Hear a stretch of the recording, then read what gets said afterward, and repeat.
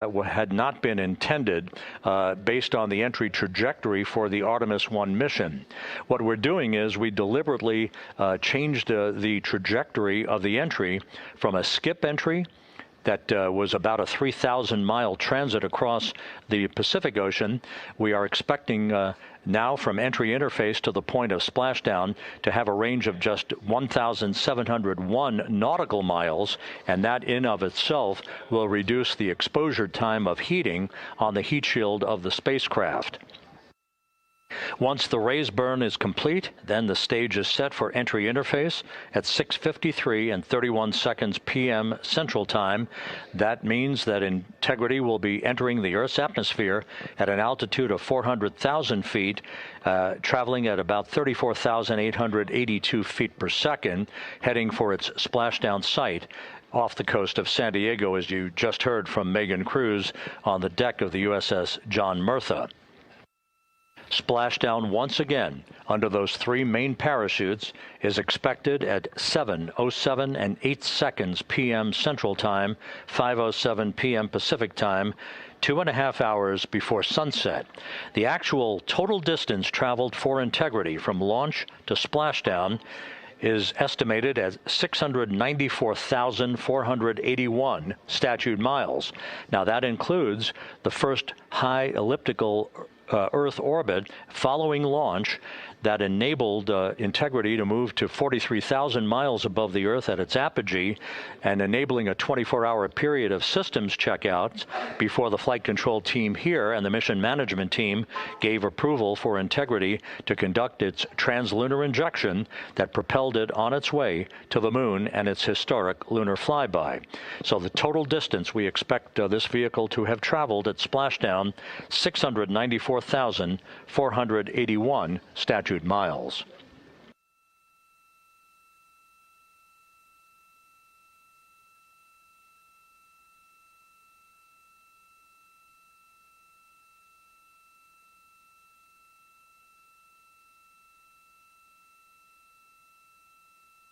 With everything proceeding on track and on time aboard Integrity, the vehicle system's in excellent shape as the Earth grows larger in the field of view. Let's go back to the USS John Murtha and Megan Cruz, who is standing by.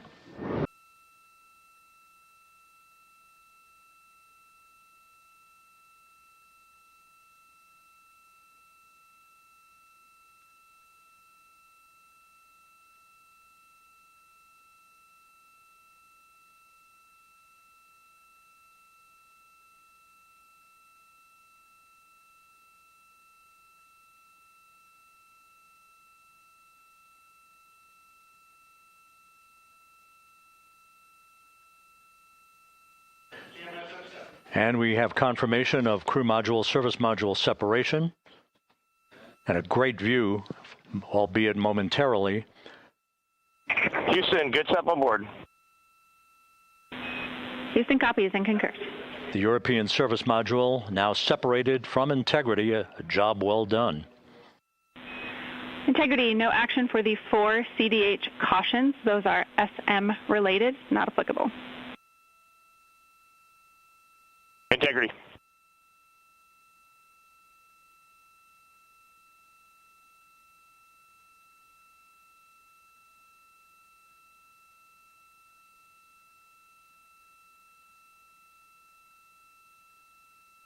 So, with Integrity now flying free on its own for the remaining 32 minutes of this mission, next up, the raise burn, a 19-second firing of Integrity's thrusters. GPS 2.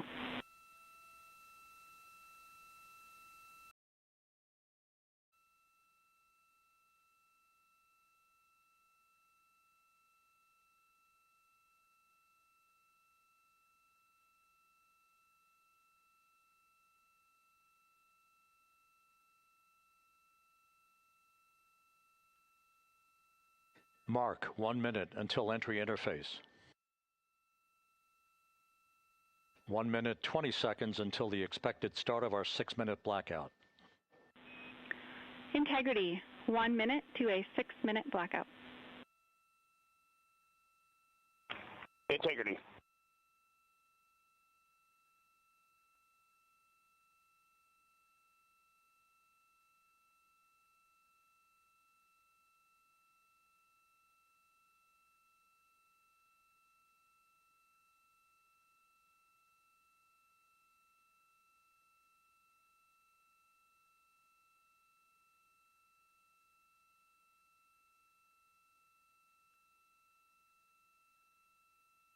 10 seconds till entry interface.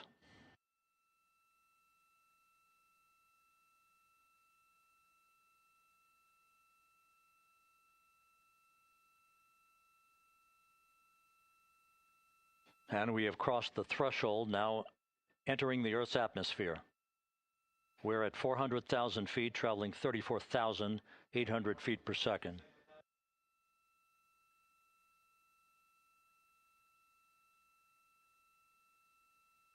Time to splash down, 13 minutes, 10 seconds.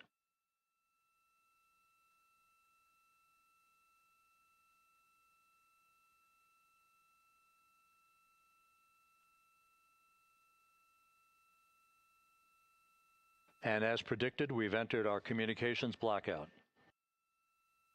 This will be a 6-minute blackout period. No voice, no data from the crew.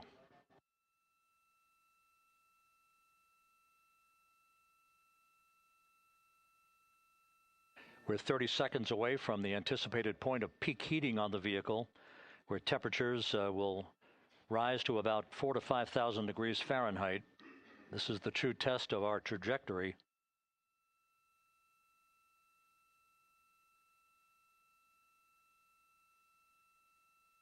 And from the G5 aircraft in the vicinity of the splashdown zone, this view of integrity. So that pinpoint of light shows the vehicle as it enters the period of peak heating in the Earth's atmosphere, the first tug of gravity being felt by Integrity's astronauts since their launch back on April 1st.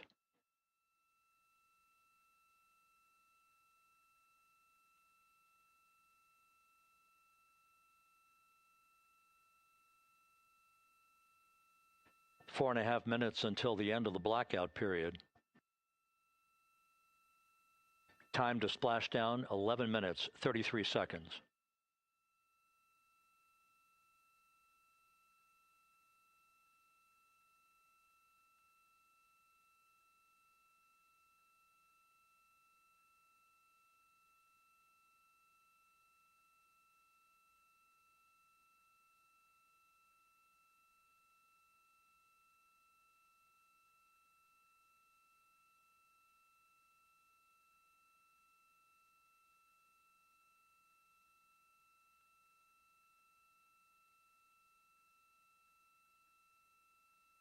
The landing and support officer reports that the P3 has acquisition on Integrity.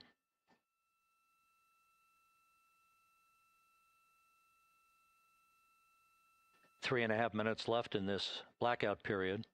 This is a visualization of the plasma buildup around the spacecraft and the repelling of that heat on Integrity's heat shield.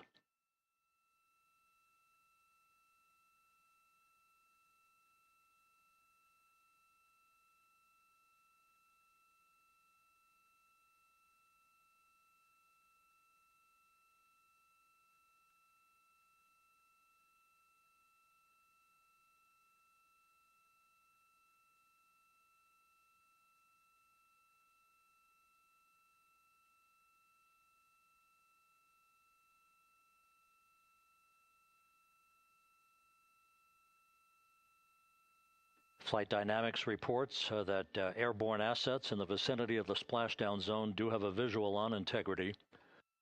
Still 2 minutes and 40 seconds left in our blackout period. Time to splashdown, 9 minutes, 35 seconds.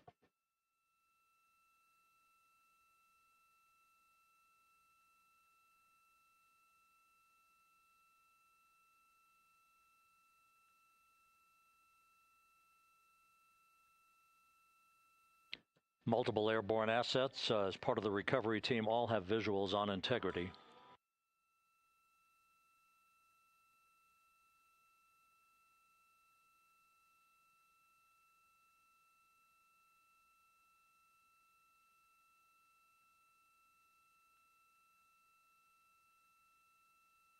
And the WB-57 flying in the splashdown zone also has a visual. And the Navy helos also have visuals.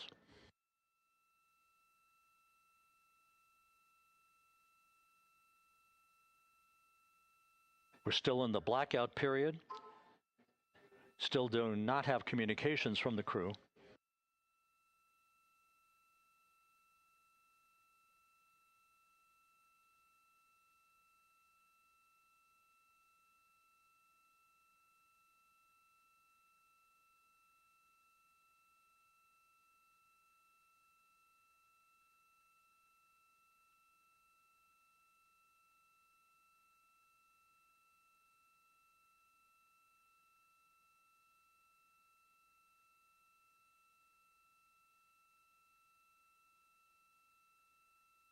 We're standing by for communications from the crew.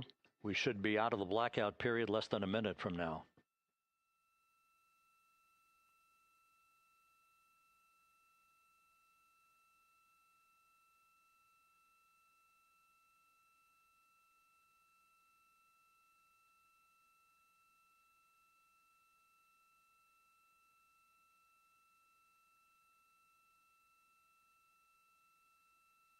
We are now processing data from Integrity.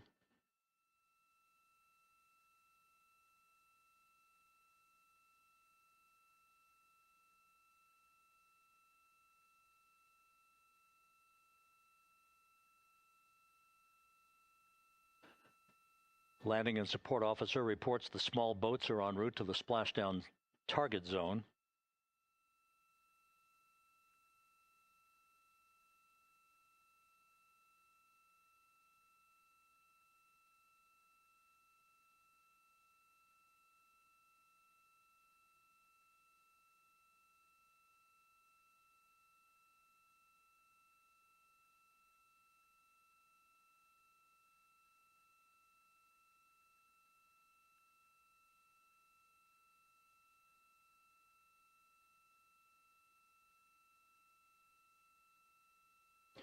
Passing through 150,000 feet, our trajectory is perfect. We're getting intermittent views of Integrity. Still waiting to establish voice communication.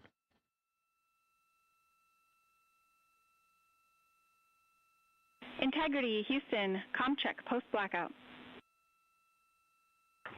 Houston, Integrity, we have you loud and clear. Your trajectory is nominal, and your recovery teams have visual. Guidance looks good. No action for the enabled internal camera controller fail. Big cheers from the viewing room here in Mission Control as voice communication reestablished with Commander Reed Wiseman. For America and a waiting world, Integrity is 5.5 minutes away from coming home.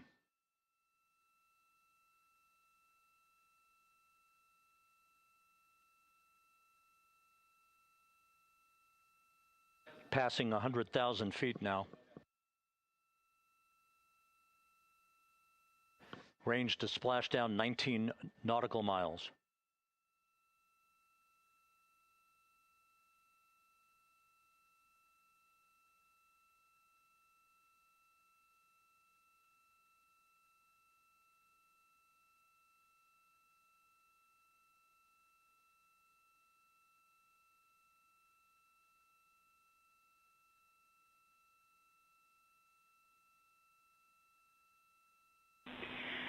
Integrity, impact to the camera controller fail is no Cab 1 views of the chutes.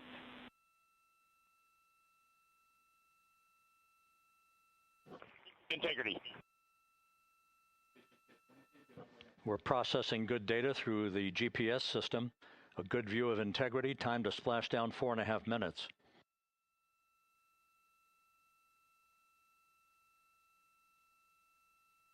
And a view of Integrity from the WB-57. We're at 50,000 feet.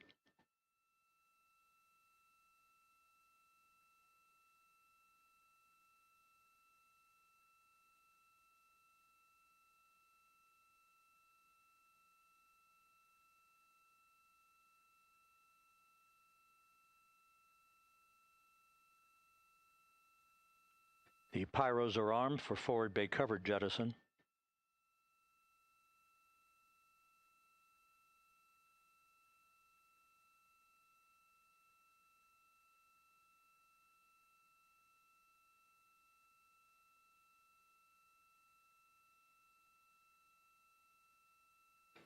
And there go the first series of parachutes, and we're on drogues.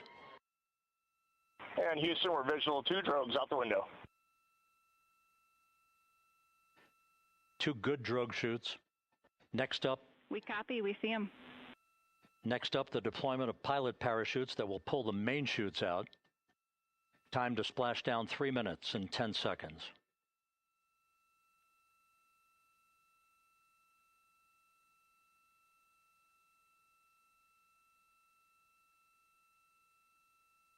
Perfect descent rate according to flight dynamics. Good rates on 2 drogues. We see the same on board.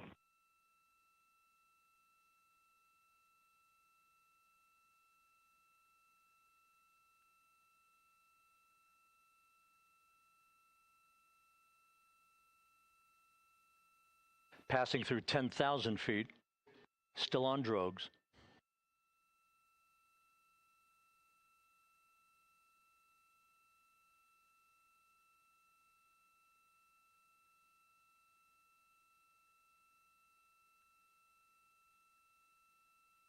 Main chute deploy. We're at 5,000 feet.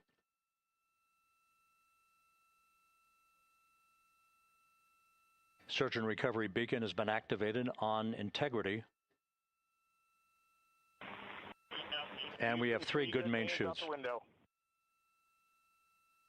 Good 3 main chutes, good reefing, good descent rate. Good rates, and we see 3 good-looking parachutes.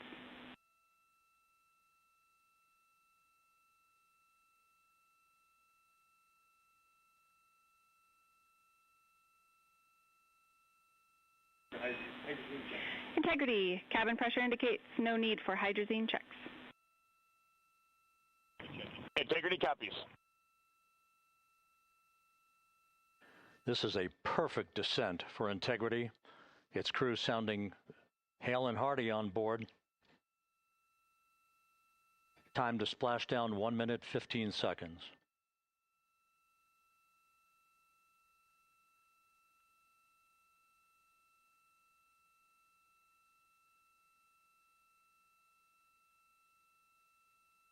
Integrity about to complete a journey spanning 694,481 miles from its launch from the Kennedy Space Center back on April 1st, and a trip around the moon.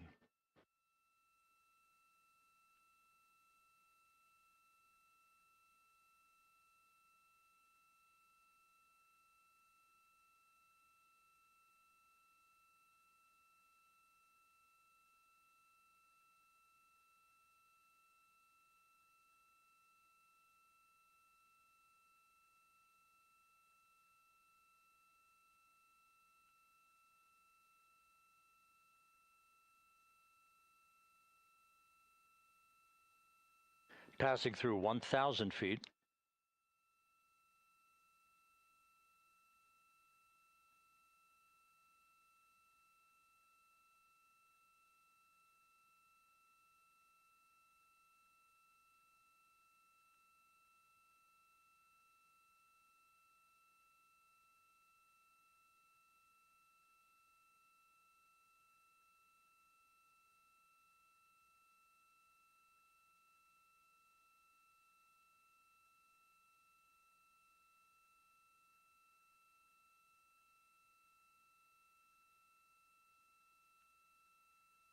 Houston Integrity, splashdown, sending post-landing command now. Splashdown confirmed. Copy splashdown, waiting on VLDR. Splashdown confirmed at 7:07 p.m. Central Time, 5:07 p.m. Pacific Time. From the pages of Jules Verne to a modern-day mission to the moon, a new chapter of the exploration of our celestial neighbor is complete. Integrity's astronauts back on Earth.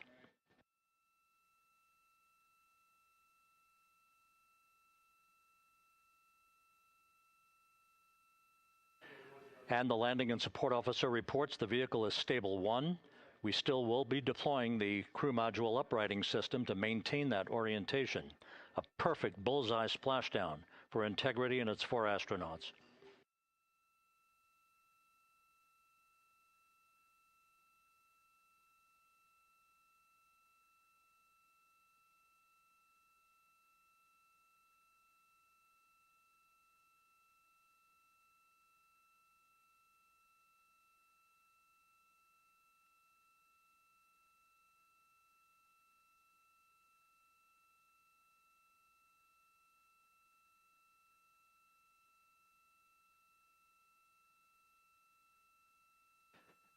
The unofficial splashdown time, 7:07 and 47 seconds p.m. Central Time. We'll get that refined for you. That would put the end of the mission at a mission elapsed time of 9 days, 1 hour, 31 minutes, 35 seconds.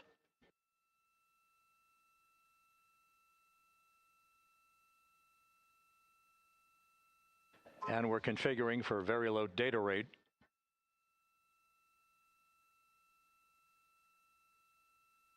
Once again, splashdown occurring in the Pacific, southwest of San Diego at 7:07 and 47 seconds p.m. Integrity Houston, comm check on VLDR.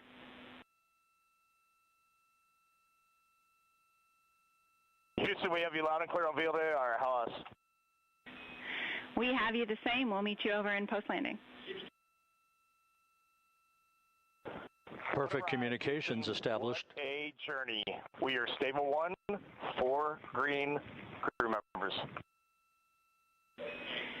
Houston copies all. Reed Wiseman reporting 4 green crew members. That is not their complexion. That is the fact that they're in great condition. That's what that means.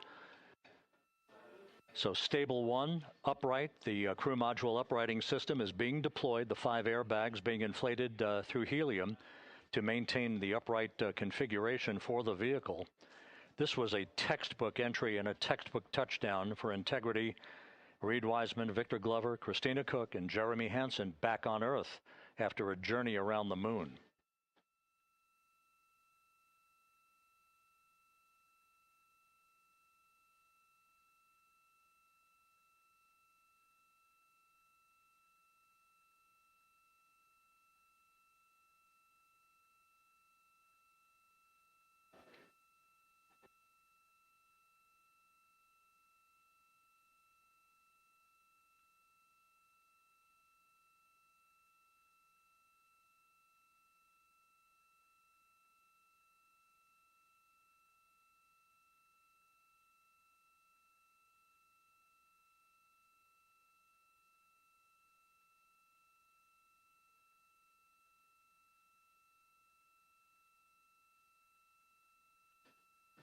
We continue to monitor the functioning of the CMOOS system.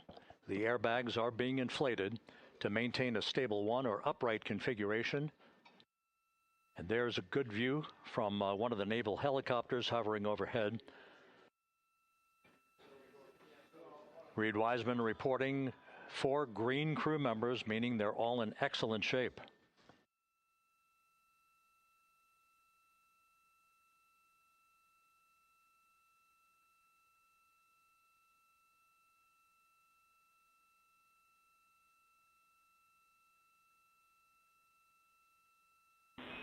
Integrity Houston for SAR beacon and radio. SAR beacon is in for 06, and we're powering the radio now. Go ahead. We see the beacon on. However, the recovery team is not seeing the signal. Your SAR radio uses the same antenna, so you may run into trouble with the radio. Okay, copy. And we are also powering up the sat phone now.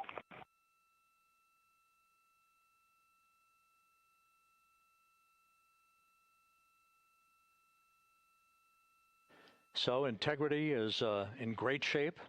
And as the crew continues its post-splashdown timelined activities on board, Reed Wiseman once again reporting that all 4 crew members are in excellent shape.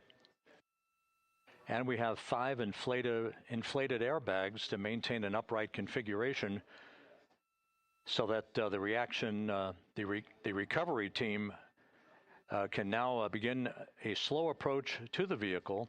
Meanwhile, here in the flight control room, Entry Flight Director Rick Henfling is polling his team of flight controllers for the start of powering down the vehicle after a thorough systems check. We have no toxic gases to be concerned about, so the recovery personnel can approach the vehicle, but not until we have powered down the spacecraft. That's expected to take a few more minutes.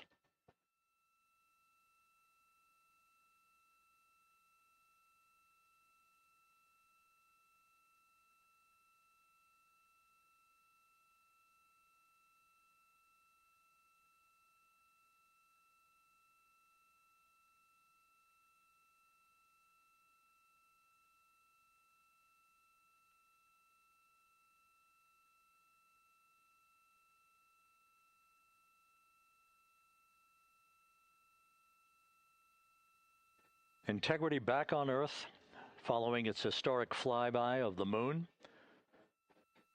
It was, for all intents and purposes, a textbook mission. On 2828, but I'll remain on this frequency. We copy.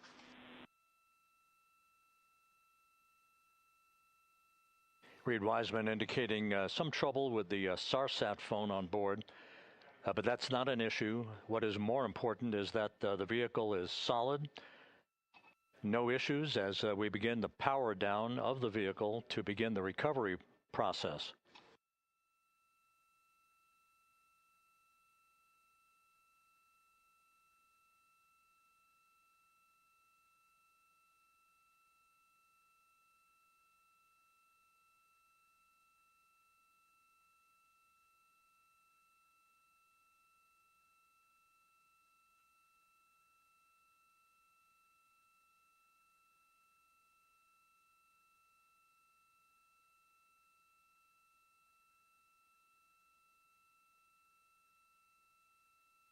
The propulsion officer here in Mission Control reports that we have safed the prop system on integrity. Can you say again? That was very weak and broken.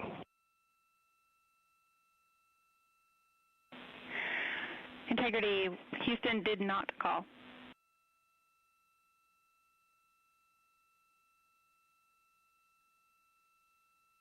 Copy that, Houston. It might have been on the SAR radio. Stand by.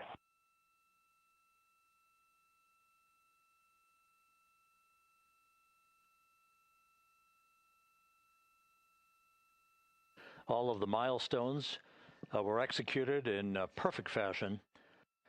Integrity entering the Earth's atmosphere right on time,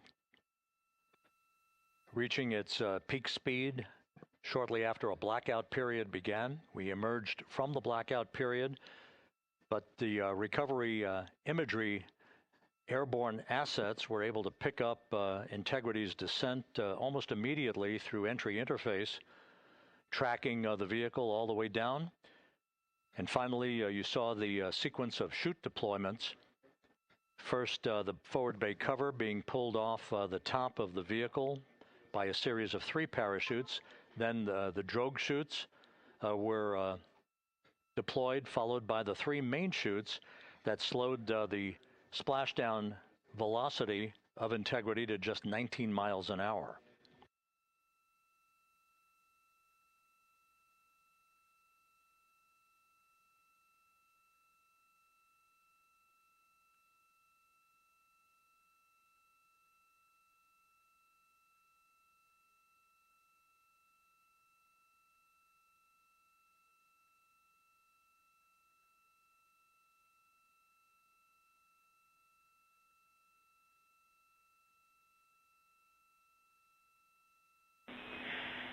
Integrity, Houston, with no joy on SAR and SAT phone, we'd like you to command an additional 15 minutes for a total of 30-minute power down delay.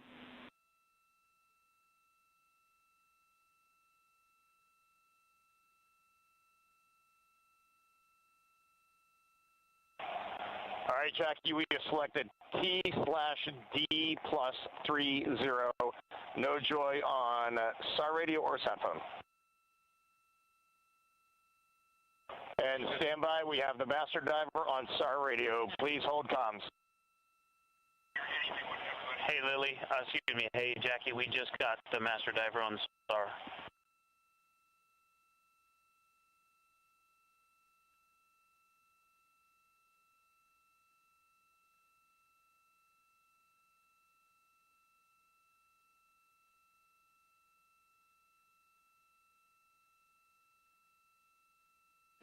A good view of one of the fast boats. Integrity, Houston, if you are happy with your comm with Master Diver, you can go back to the 15-minute power down.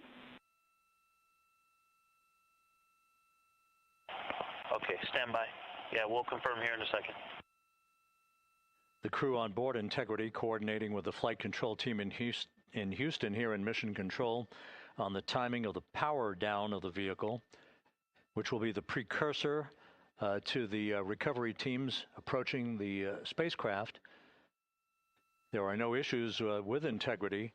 We've had a bit of broken capability in establishing a SARSAT or satellite phone communications capability between the crew on board Integrity and the recovery team.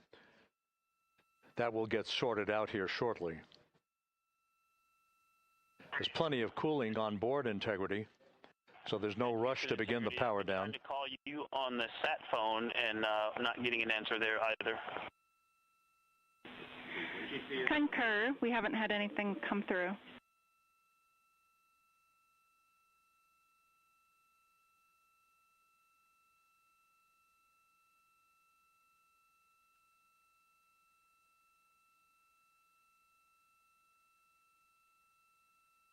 And Houston, if you could relay to recovery that we hear them, but it does not appear as though they are hearing us.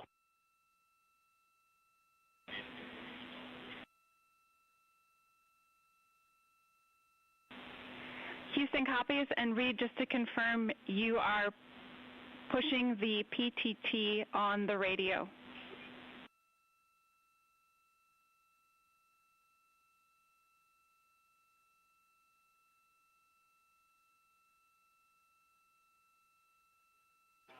So as we continue to sort out the communications between Integrity and the recovery teams, we are standing by for the initiation of the power down procedures that, as you see, the recovery teams are moving towards the side of the capsule. The next major event will be the erection of that large inflatable raft called the front porch. That will be the port of call for the crew as they're being extracted one by one from the vehicle.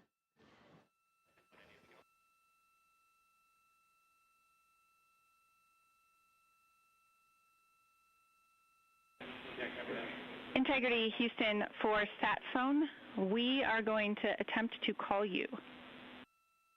Good idea, standing by. And Jackie, yes, we are pushing the push-to-talk, the two buttons on the left side of the radio below the up-down arrows. We are utilizing them. I'm rebooting the radio to see if we get good comms. Okay, we copy all, and just to confirm, you are seeing that you are touchdown plus 3030 for power, correct? That's affirmative.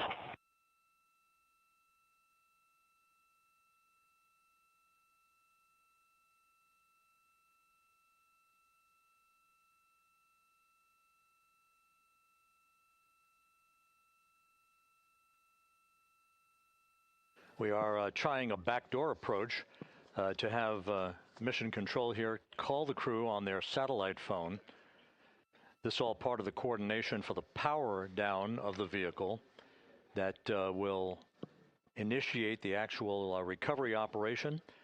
The first boats with the Navy divers on board are standing by, waiting to close in on Integrity to begin the process of erecting the large inflatable raft. That's called the front porch. That will be where the astronauts are extracted from so that they can have a few minutes to get their land legs back before they're hoisted aboard the Navy helicopters for the flight back to the deck of the USS John P. Murtha. Do not reply.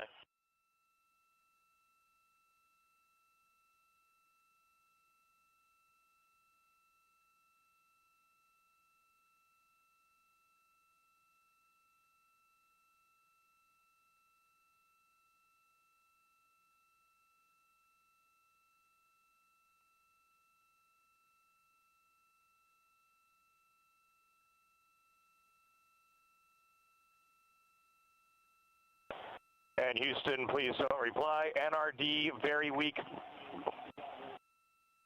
but readable. Master diver, we can hear, but they cannot hear us.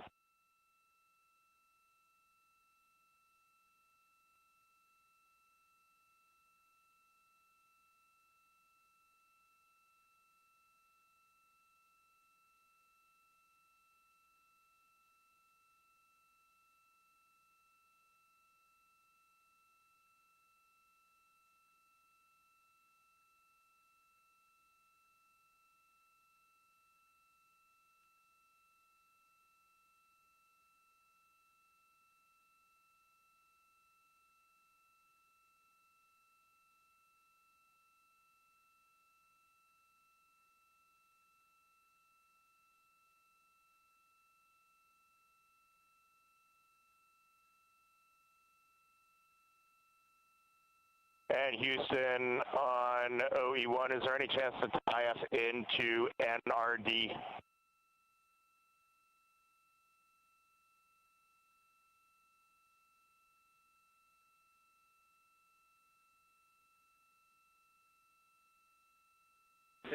Checking.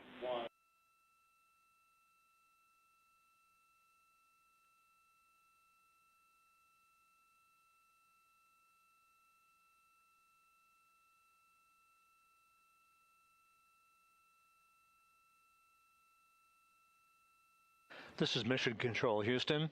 While we stand by for the establishment of communications between Integrity and the recovery team that is basically standing by very close to the spacecraft, we're going to go to the deck of the USS John P. Murtha, where Megan Cruz is standing by with Administrator Jared Isaacman.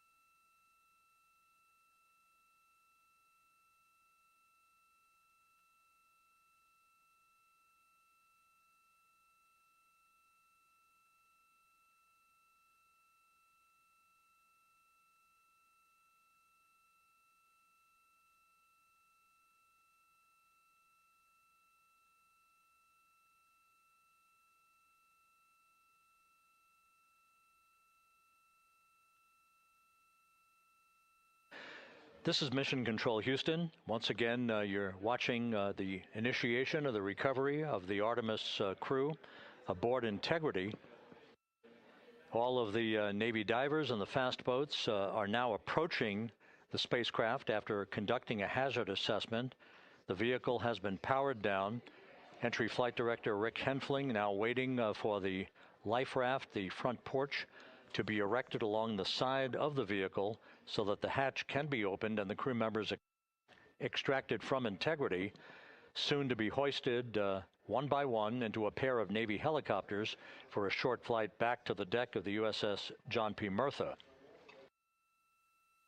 If you missed it earlier, we talked to Flight Dynamics and received a more official touchdown time or splashdown time, as it were, of 7:07 and 27 seconds p.m. Central Time, 5:07 and 27 seconds p.m. Pacific Time. That would equate to a mission elapsed time of 9 days, 1 hour, 32 minutes, and 15 seconds.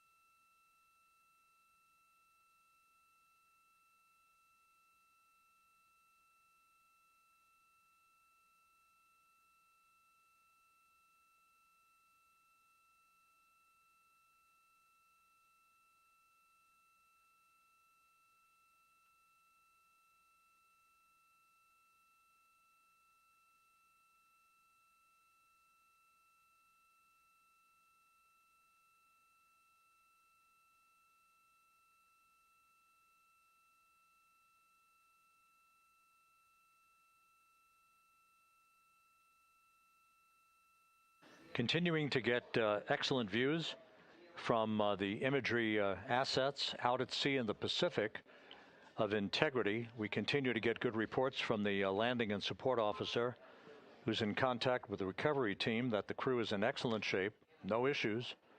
They're just currently biding their time, waiting for the front porch to be erected.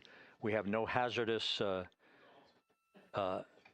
hazard gases and no hazardous situation with the vehicle. It performed perfectly all the way down from entry interface to its splashdown in the Pacific at 7:07 and 27 seconds p.m. Central Time.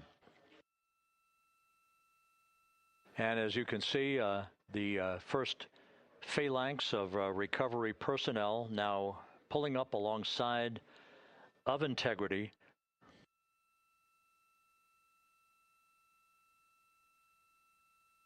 This includes Navy divers, a Navy flight surgeon, and other recovery personnel who have trained for several years for this recovery process.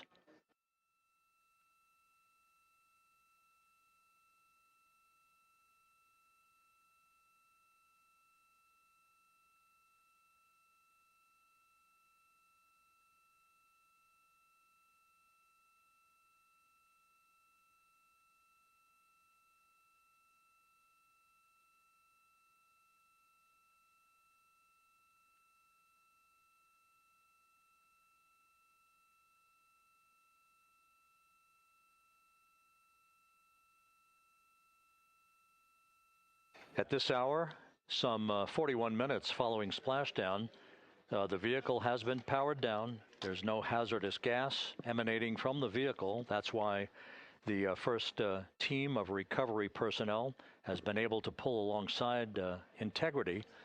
And the reports continue to come in that the 4 astronauts are in excellent shape.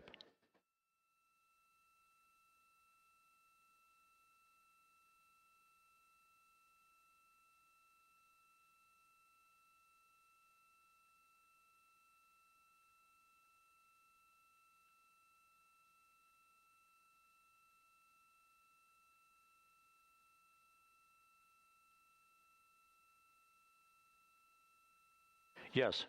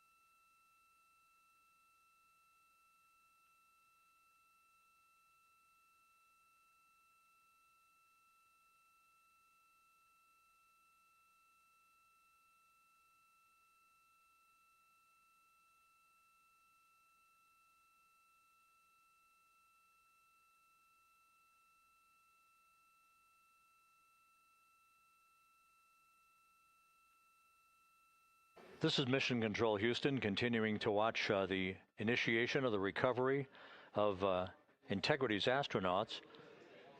One by one, they'll be brought out of the spacecraft onto a large inflatable raft just a short time from now. In the meantime, we can go back to the USS John P. Murtha, where my colleague Megan Cruz is standing by to provide her situation report. Megan, can you hear us?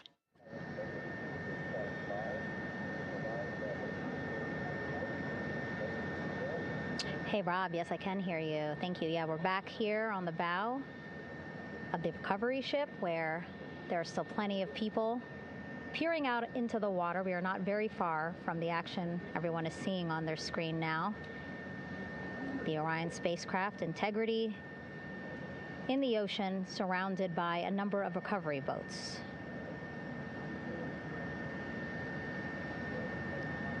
As Rob has been saying, in those recovery boats, NASA and Navy personnel specifically trained to get the astronauts out of Orion.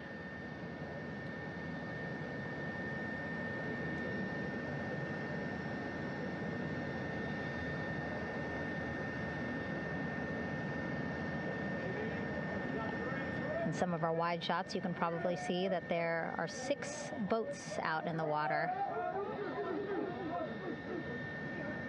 More than 40 people out in the water right now on those boats.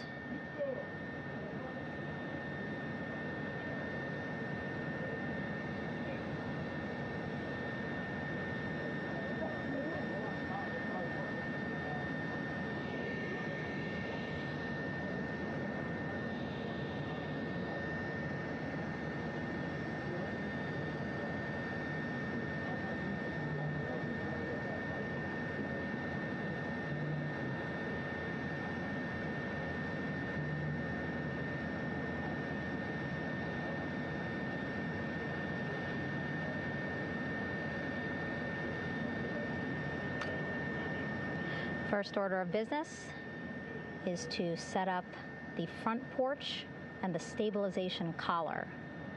You might also hear it referred to as a stab collar. Basically just to make sure that Orion stays upright, doesn't sway in the water too much, again, to make it easier for recovery forces to get the astronauts out.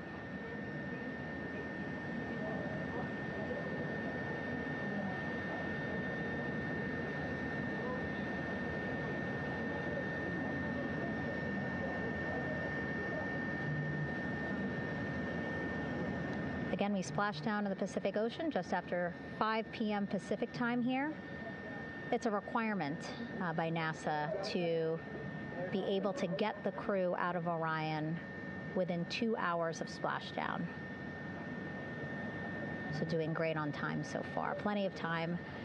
No rush either. I was speaking to NASA flight surgeon Rick Schuring earlier in this broadcast, and he said to me, no rush to get the crew out. Just want to make sure that they're feeling good. And whenever they're ready to take their step out of Orion and onto that large raft, the front porch, folks will be ready.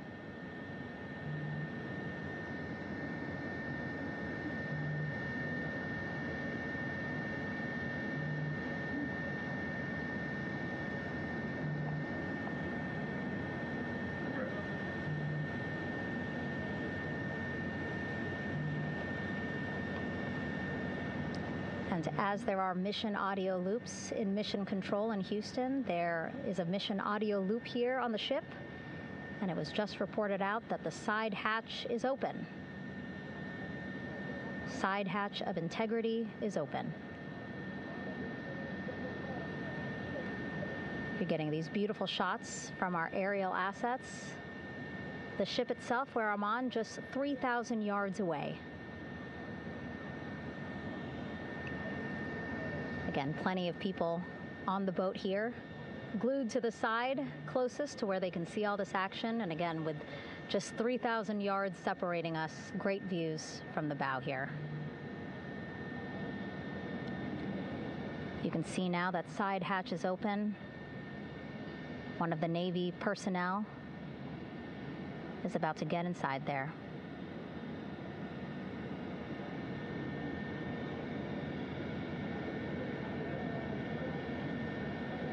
In they go. In total, 4 will go into Orion. So it'll be a little bit of a tight squeeze, but the goal is to have a recovery personnel with each astronaut assessing them.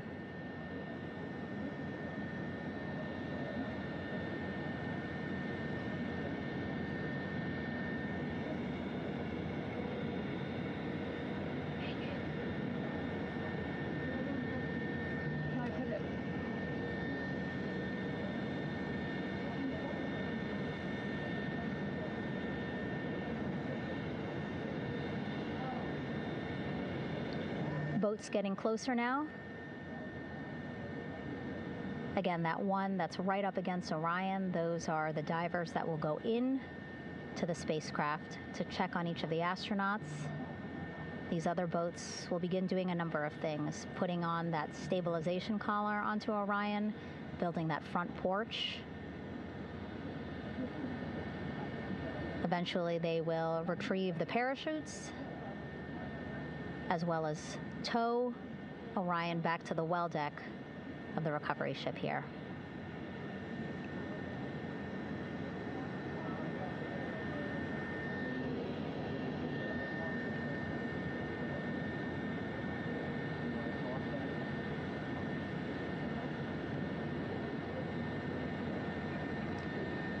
And so as we wait for the Navy and NASA personnel to get their assessment of the crew inside of Orion, why don't we toss it back to Rob for an update? Yeah, thank you, Megan. Here in Mission Control, Flight Director Rick Henfling and the entry team of flight controllers still on duty. The vehicle has been powered down for some time now. There are no hazardous gases emanating from integrity. That, of course, allowed the recovery personnel to approach the vehicle and then open the hatch to begin the initial medical assessment of the crew, as you just indicated. Now we're standing by for the erection of that inflatable raft, the front porch, alongside of the vehicle that will enable the crew to be extracted one by one onto the raft, have a moment or two to get their land legs back before they're hoisted into two hovering Navy helicopters, 2 crew members for each helicopter, for a short flight back to the deck of the USS John P. Murtha.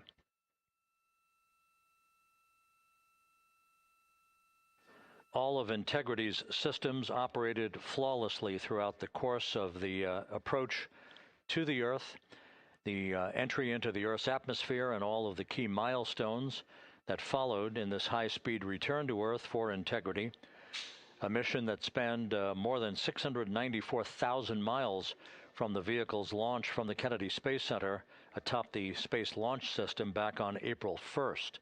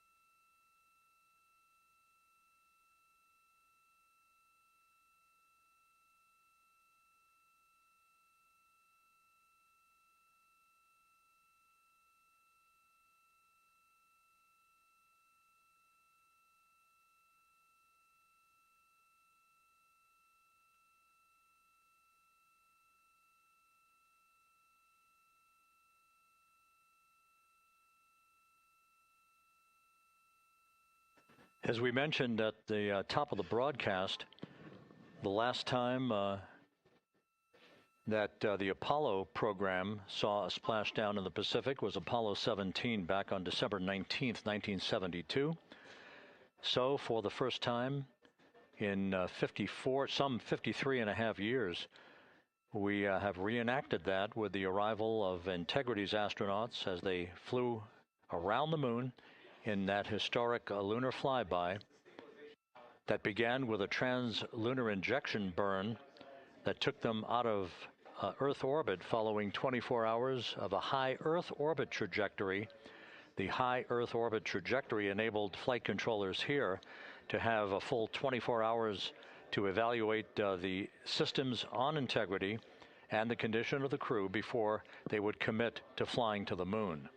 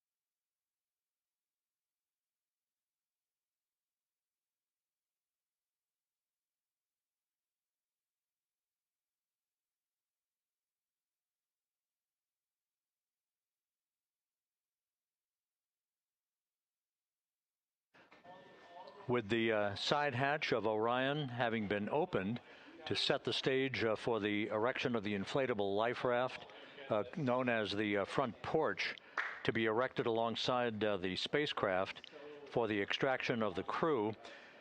Let's play for you an interview that my colleague Megan Cruz conducted on the USS John P. Murtha with Navy diver First Class David McMahon that explains how this process is unfolding.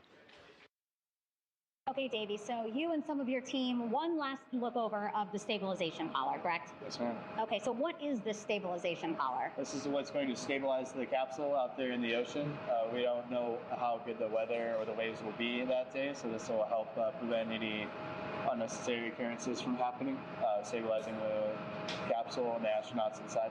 So basically this is a float that will go around Orion. I'm assuming that what they're doing right now, these are the lines that will attach the collar onto Orion? That is correct. And so what are they doing here? So we've got the lower line that will secure the inflation device before we inflate it. That gives us the go-ahead that it's secure in its space, and then we'll inflate it, and then once that is done, we'll undo all the carabiners and get this orange line on top tied in the same fashion, and then this will be secured to the capsule, and the astronauts can safely take their first steps out of the capsule onto the front porch. Okay, and how long will it take them to set up the stabilization collar? We should definitely be able to handle this in under 10 minutes. Okay, wow. And then you just mentioned the front porch. So basically after they set up the stabilization collar, then they set up what's called the front porch here. That's correct. Okay, and what's the front porch? Front porch is basically a bigger waiting room for the astronauts to sit in while we wait for the helicopters to show up and grab them. Okay, so the medical team that was inside with the crew, they're going to help them out and onto the front porch? That is correct. And then what happens here? We have higher trained medical personnel also on board the front porch that will give them lookovers and just make sure they're okay while we wait for the helicopters to show up.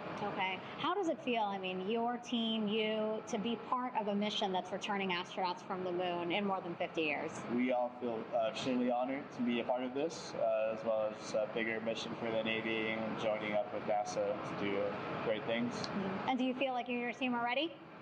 Yes, very ready. Cool. All right, thank you so much. Thank you.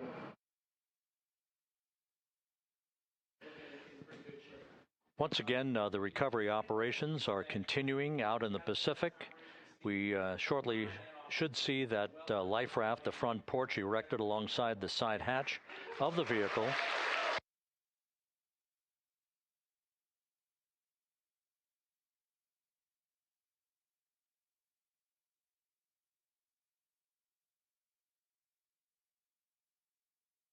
A number of flight controllers have come into the flight control room to receive congratulations from Entry Flight Director Rick Henfling.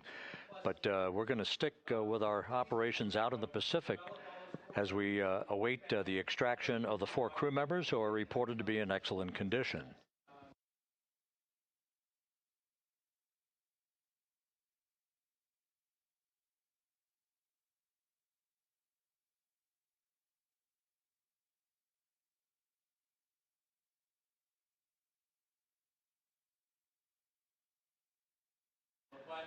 Again, while we stand by for that front porch to be erected alongside of the side hatch of the vehicle, let's go back to the USS John P. Murtha and Megan Cruz. Megan?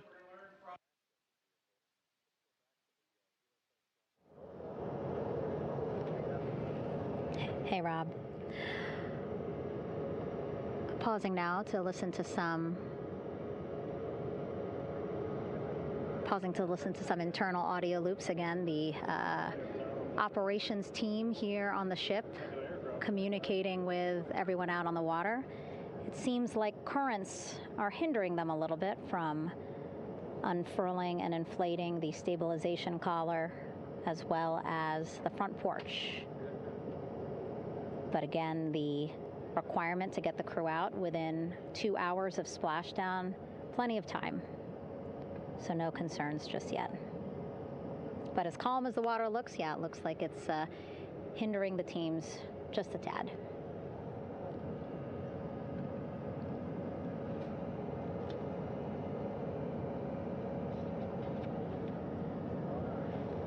You can see in some of our shots that side hatch still open.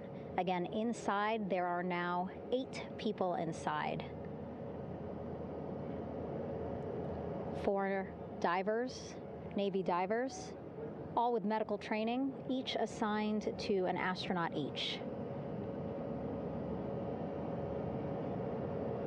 Making sure that they're comfortable, feeling good.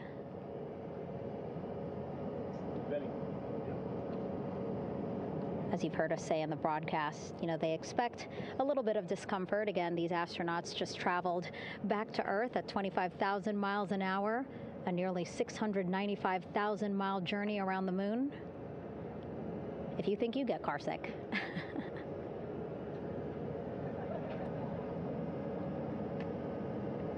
Again, 6 boats out there, lots of gear with them, just in case, right?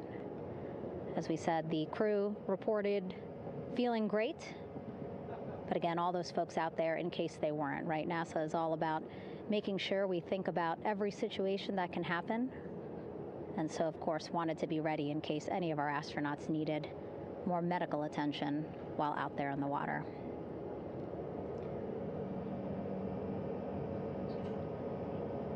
You see now teams, again, trying to set up the stabilization collar and front porch for the crew to get out of Orion. They need both, right? The stabilization collar will keep Orion from swaying as you see it is doing now.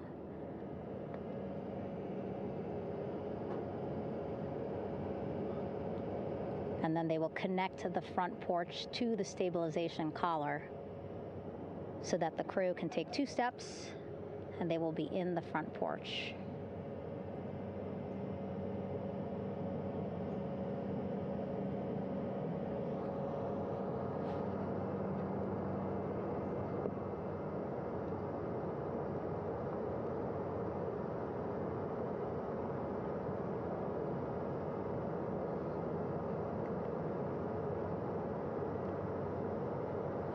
Not a lot of chatter on the mission audio loops. That's a good thing.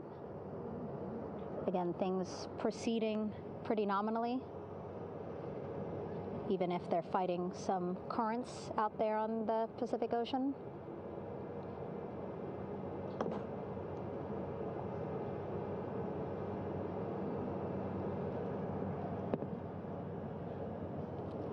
Again, the goal, setting up the stabilization collar and the front porch so that the crew can rest comfortably in the front porch, get placed into harnesses so that 2 helicopters can lift them off the front porch and onto the USS John Murtha here.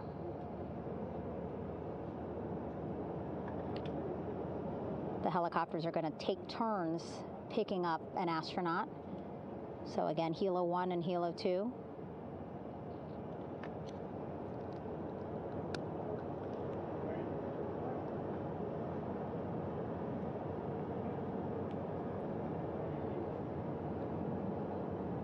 Okay, and the recovery team here on the ship just got a report from the undersea medical officer who is inside the capsule with the crew. He is reporting all 4 members are green. All of our 4 astronauts, Reed, Victor, Christina, Jeremy, green, meaning they are feeling great, not the complexion of their skin. They are feeling great, happy to be home, and ready to be extracted as soon as possible.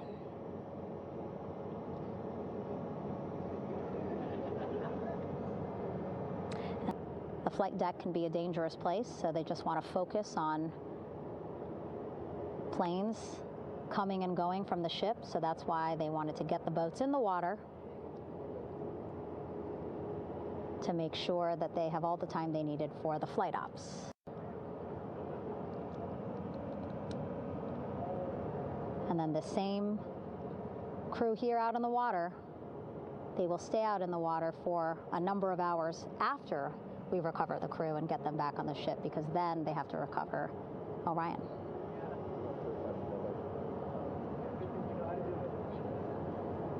All right, that stabilization collar looking good around Orion. We're now seeing some recovery personnel getting on to that collar. Again, they need to further attach it to Orion to make sure that it can really prop up the spacecraft. It's basically lifting it up off of the water just a tad. Again, so it's not so... Come off me for a minute.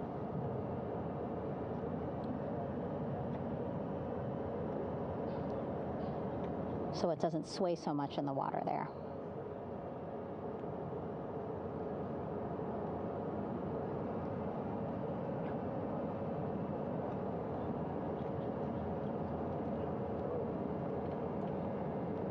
And now that front porch looks like it's nearly fully inflated as well. You can see a much larger surface area.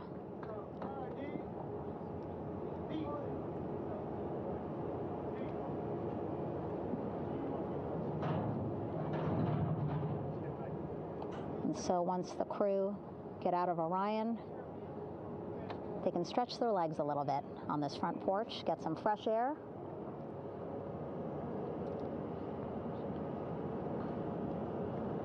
And enjoy this beautiful day here on their home planet.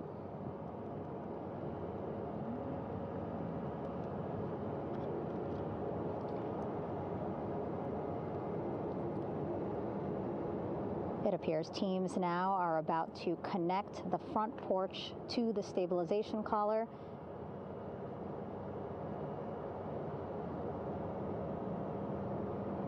And at that point, when both are secure, we should soon see astronauts come out of Orion.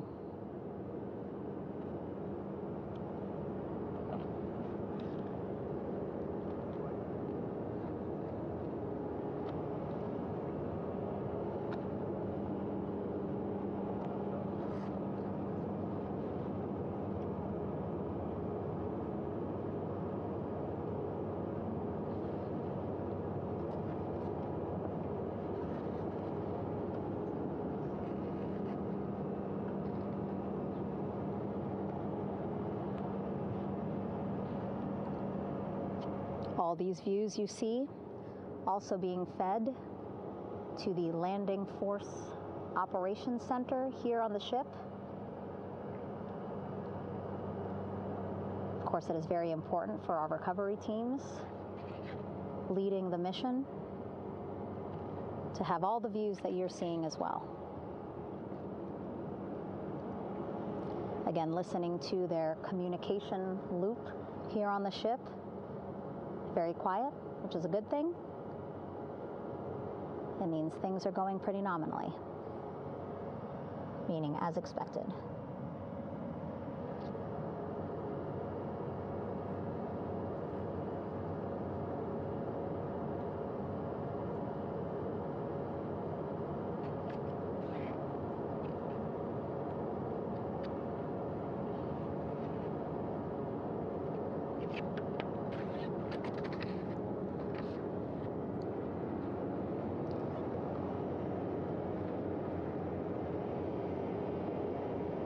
Again, all this activity happening just 3,000 yards away from the ship. So that means this will be a very quick flight back on the helicopters for the crew.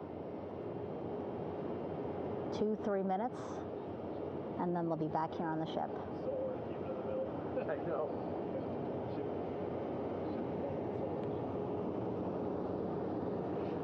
Okay, saw a thumbs up from one of the personnel on the front porch. It looks like they are now getting ready to deploy what they call the Air Rescue Vest, ARV. And so this is the harness that each crew member will get into in order to be hoisted into the helicopters. Again, those helicopters hovering just about 40 feet above the front porch when they're ready to pick up each crew member.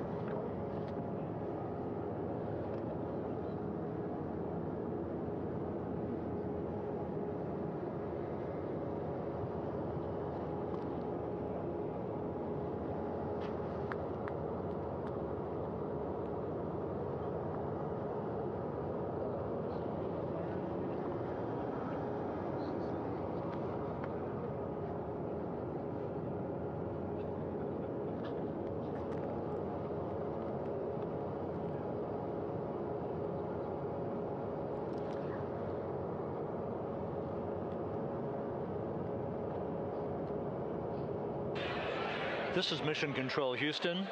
Behind me, a fairly raucous scene as hundreds of flight controllers have poured into the flight control room here.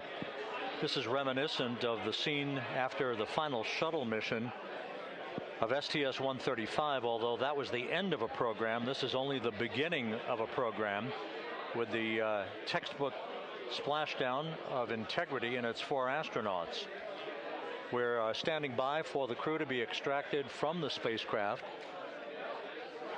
Entry Flight Director Rick Henfling invited all of these flight controllers who have contributed to this mission to enter the flight control room, to have an opportunity to receive well wishes and to share the mutual glow that exists in the wake of a textbook mission for Integrity. On the front screen here in Mission Control, a sign that says, "Welcome home, Integrity, taking humanity back to the moon, going further, and returning safely to Earth."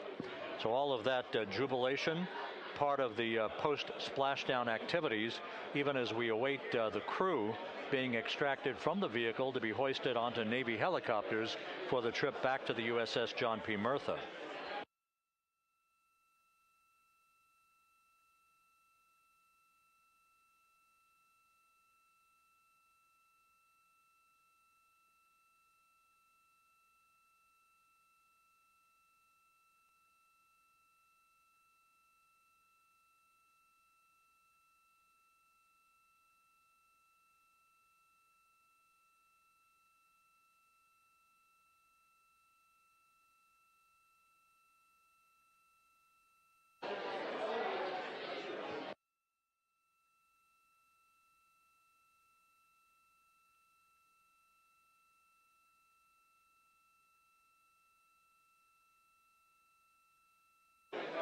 Once again here in Mission Control, this view of the Artemis flight control room, known as the White Flight Control Room. This is the old shuttle flight control room, and now is the home of Artemis missions to the moon and beyond.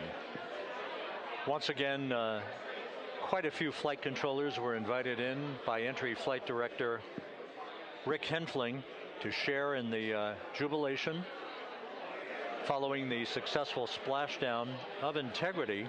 That splashdown occurring an hour and 22 minutes ago, as we stand by for the completion of the extraction of the crew, and ultimately they're hoisting onto Navy helicopters for a short flight back to the USS John P. Murtha. Splashdown occurred at 7:07 and 27 seconds p.m. Central Time. I had an opportunity to talk to the head of flight dynamics, Jeff Birch, a moment or two ago.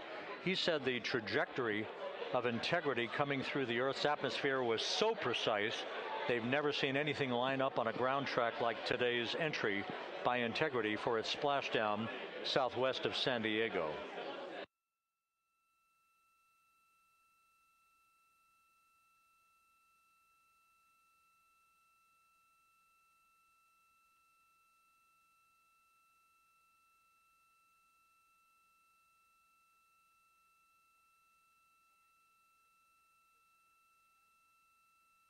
And the initial, you can hear it.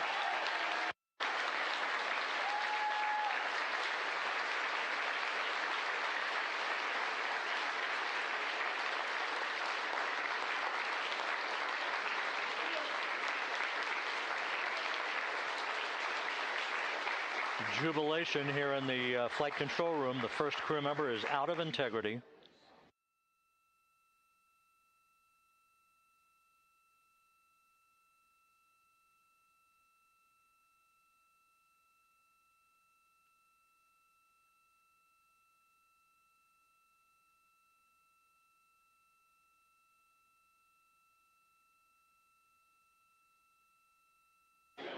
We are expecting the other crew members momentarily to be extracted.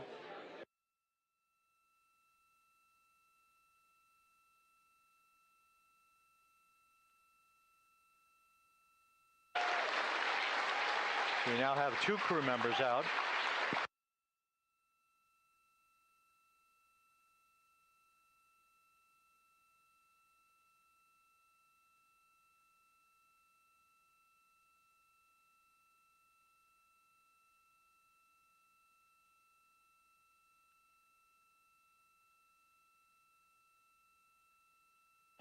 2 crew members out, 2 to go.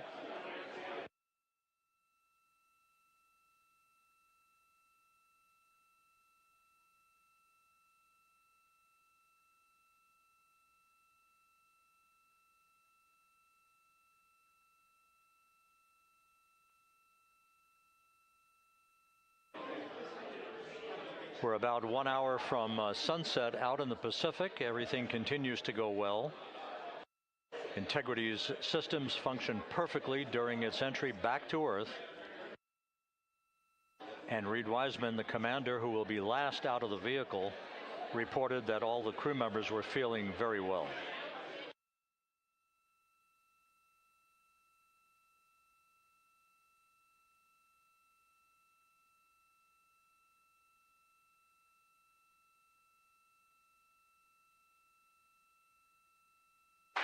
Crew member number 3 now out.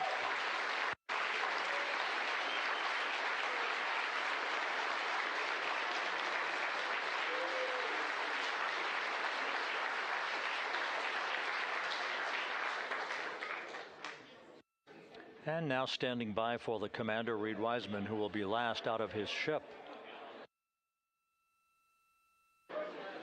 Bobbing in the Pacific under almost ideal conditions, Integrity spanned 694,000 miles during its journey from launch to splashdown.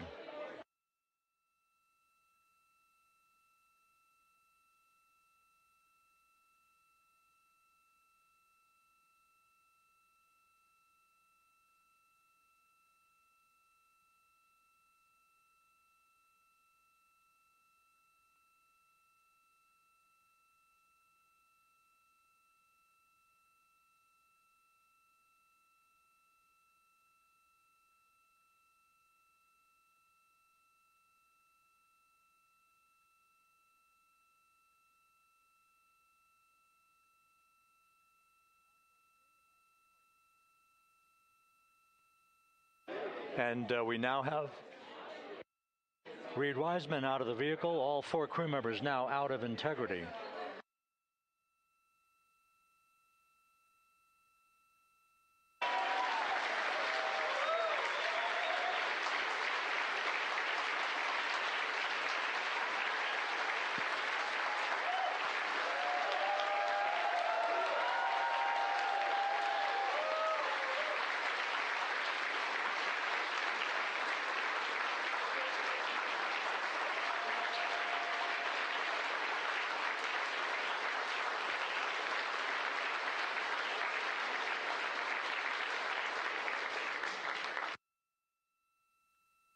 Once again, all 4 crew members now on the front porch, and the procedure to begin hoisting them up to these 2 Navy helicopters hovering overhead will begin shortly.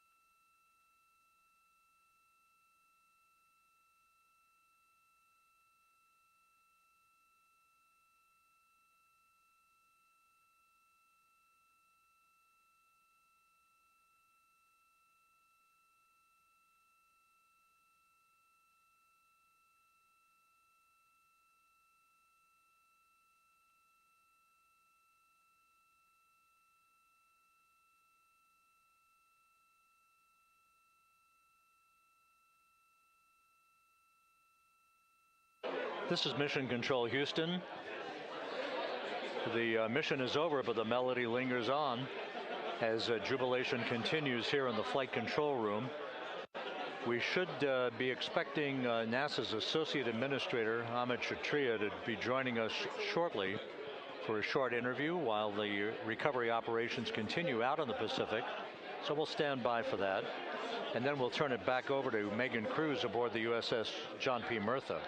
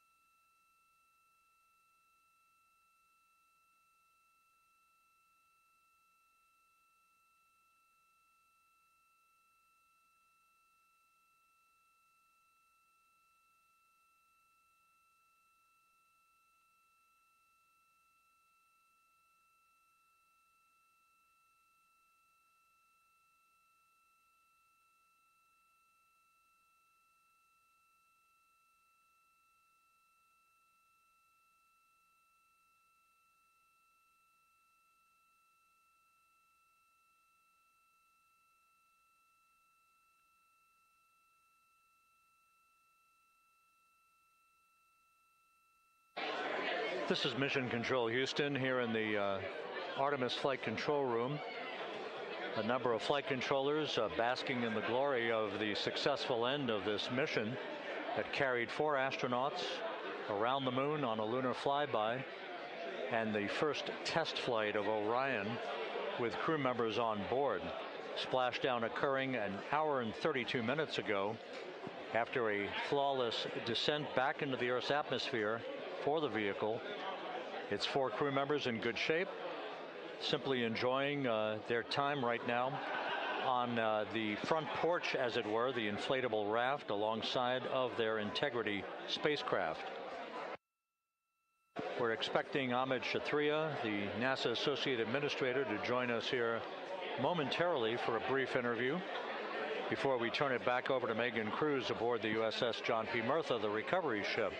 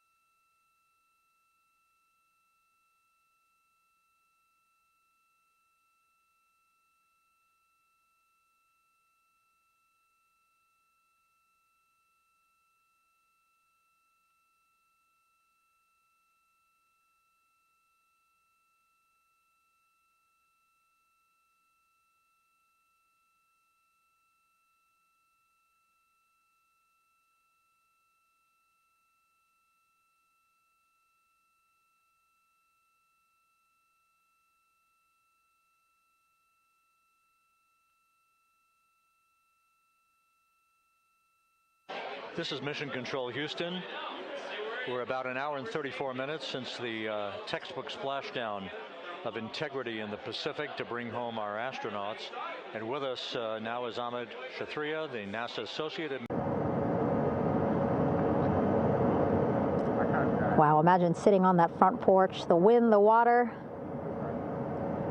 But again, the recovery team determined that a helicopter flight back to the ship here would be safer, faster, and more comfortable for our crew who just completed a 10-day mission around the moon. Third astronaut in the air, getting hoisted quickly back into the first helicopter now.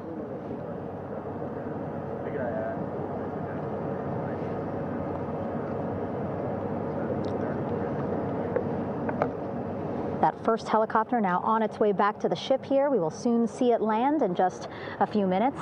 Again, all this action happening just 3,000 yards away from us, so a very quick flight back to the flight deck. And now the only person left on the front porch, Commander Reed Wiseman. That second helicopter now making its way back over to the front porch. Here it comes.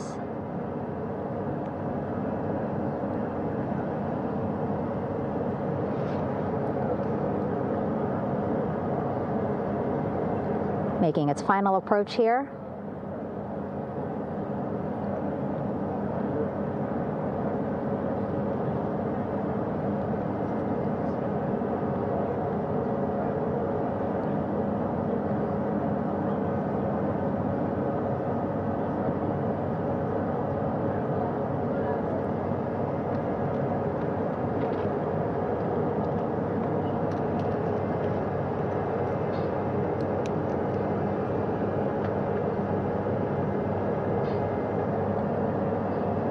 The last astronaut, Commander Reed Wiseman,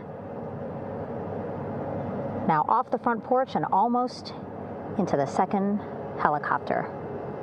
Both now on their way back to the ship where we are, the USS John P. Murtha, just west of San Diego in the Pacific Ocean.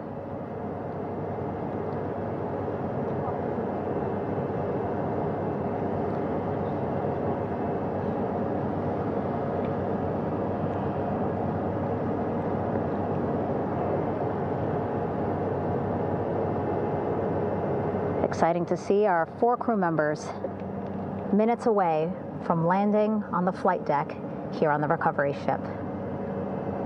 550 people on this ship, excited, ready, anxious, looking forward to welcoming this crew aboard.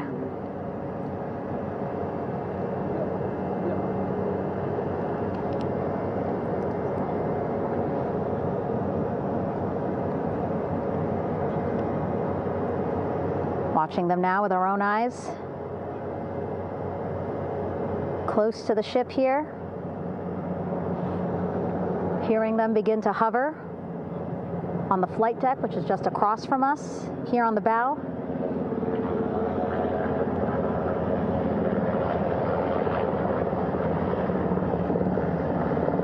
The first helicopter coming in.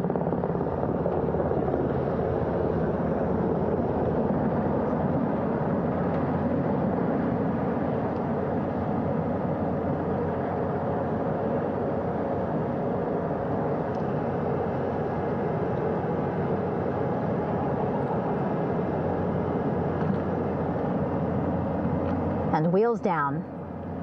Wheels down of the first helicopter carrying 2 of our Artemis II crew. Pilot Victor Glover and mission specialist Christina Cook.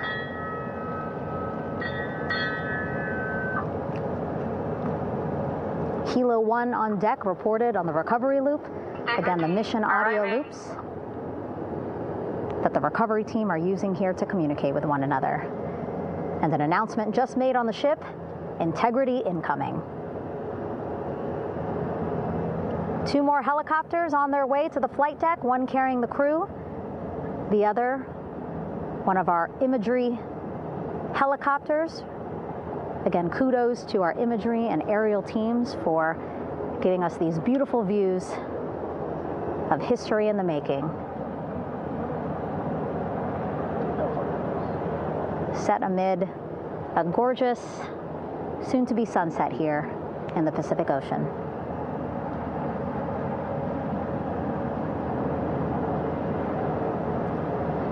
Second helicopter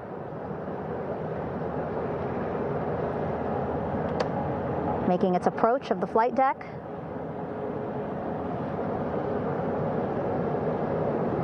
Plenty of people here on the bow with their cell phones out, filming this moment.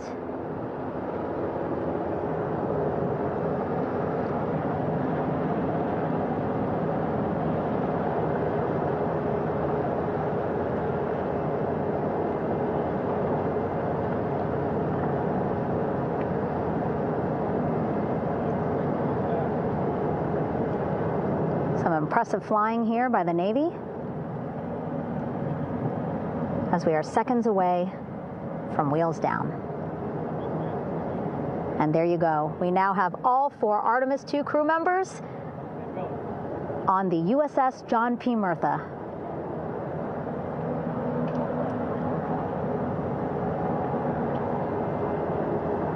I'm sure they're happy to be out of the water and on this recovery ship with, again, 550 people on board, ready to welcome them home. But first, as we've been saying throughout the broadcast, just making sure the crew feel good. We reported that they were feeling good when they were in Orion, but those were just initial, quick, verbal assessments of how they're feeling. Their destination tonight, the medical bay here on the ship, right after we power down the helicopters here.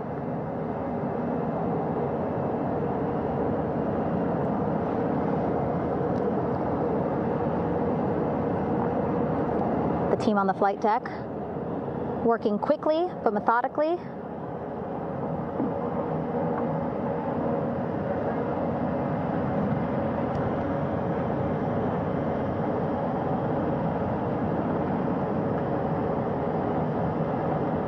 Waiting for just one more helicopter to touch down.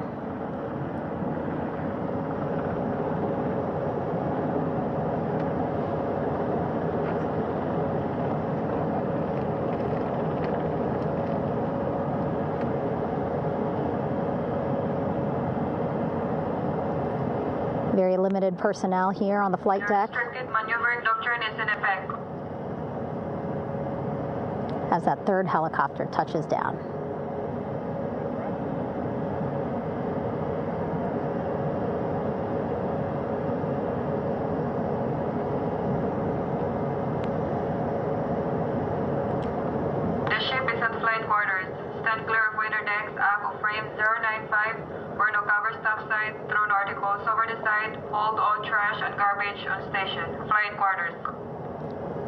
While just a few folks on the flight deck itself, there are plenty more on some upper decks. I see in some of our views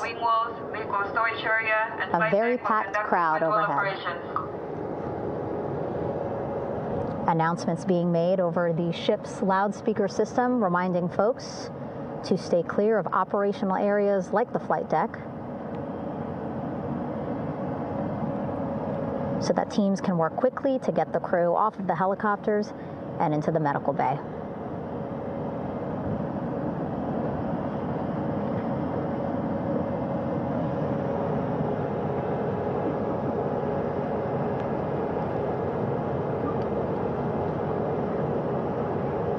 Splashdown today, 5:06 p.m. Pacific time. We are within 2 hours of that splashdown time, and already we have all 4 crew members on the flight deck of the USS John P. Murtha.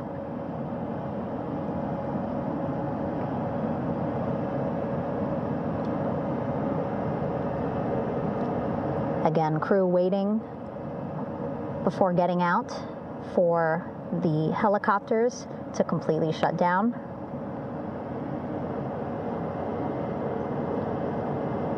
Safety, of course, very important to NASA and the U.S. military.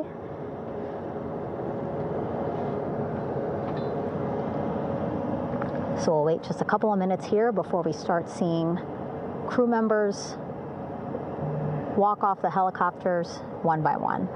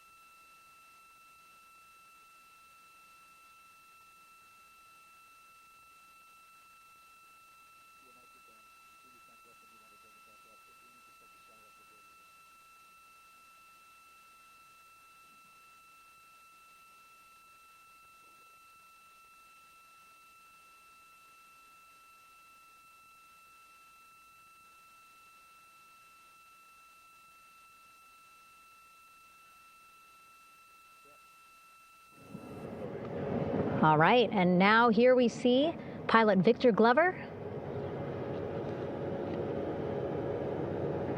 and mission specialist Christina Cook sitting on the edge of one of the helicopters, looking in great spirits. That familiar smile and laugh from Victor, I can see it from here. Christina, I'm sure, feeling the same way, just blocked a little bit by our camera here, but we'll see her here shortly. A photographer taking their pictures. Victor saluting folks on the flight deck. They look like they're in great spirits. Happy to be home, I'm sure.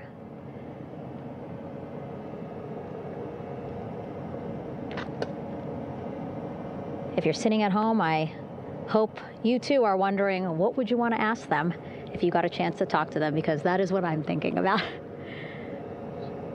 Getting the opportunity to talk to or ask questions of these 4 astronauts who just made history as the first crew to return to the moon since 1972.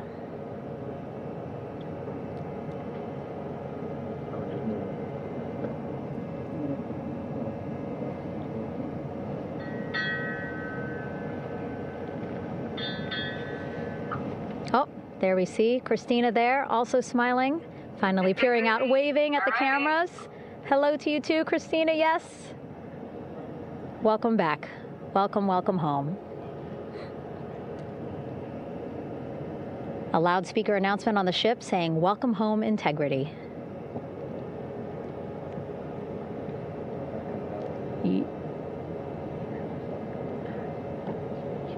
Victor in great spirits. I can't see who he's talking to, but I kind of think that he might be talking to his other 2 crew members. Shouting from across the flight deck, congratulations to one another.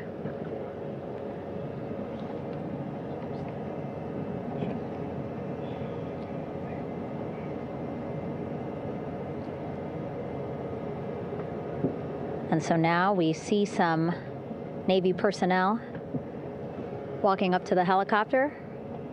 This is again the first helicopter carrying pilot Victor Glover and mission specialist Christina Cook. Both have taken off their helmets now.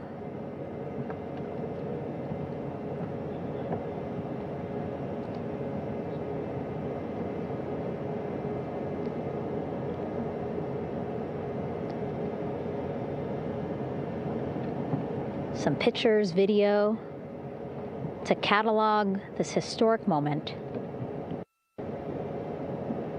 A beautiful sunset just behind them here in the Pacific Ocean. Golden hour. These pictures will be beautiful.